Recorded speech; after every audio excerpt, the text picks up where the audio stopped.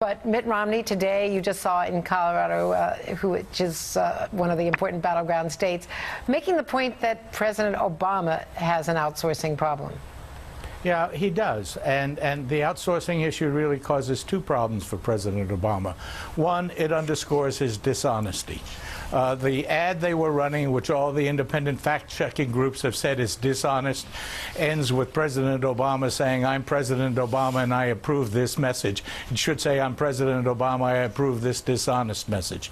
And the second problem he has with outsourcing is that there is a huge amount of outsourcing which was driven by Obama policy. The money, the $500 million they gave to Fisker created jobs in Finland. The solar energy grants they gave and created jobs in Mexico.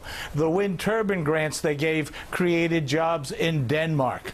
So the point that I think is really interesting is that the outsourcing issue underscores how few smarts there are in this White House and in this Obama campaign, that they expose themselves to the response criticism that I think, unlike what Mr. Solicitor said, is going to end up making this a winning issue for Mitt Romney. But isn't it a winning issue for the White House fundamentally?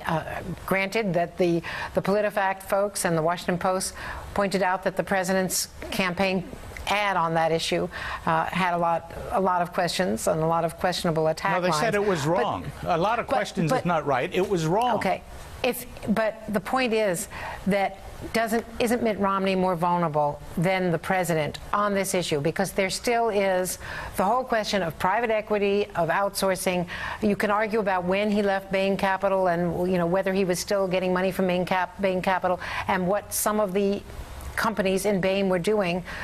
Companies that did end up working overseas and sending jobs overseas. But isn't it a bigger problem for Republicans than for the White House? No. When you said $500 million to Fisker and it goes to Finland immediately, when you send the solar money and it goes to Mexico, when you send the turbine money and it goes to Denmark, and we can go on all day, there's $29 billion worth of purchases that came out of this administration, outsourced jobs to foreign countries.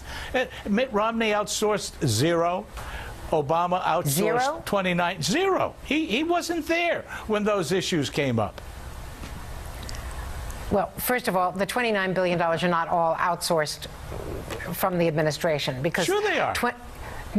A lot of those jobs still remained here. There are jobs when you do a grant.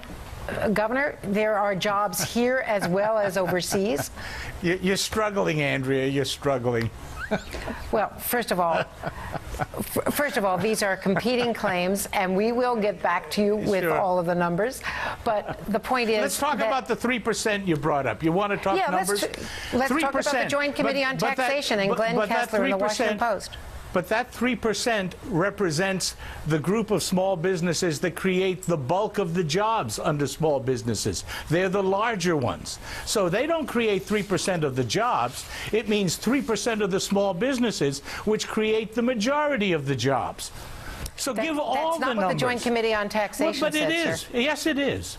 Yes, it is. They create most of the jobs involved. That is not what Glenn Kessler, what the Washington Post or the Joint Committee on Taxation said. They said that only 3% of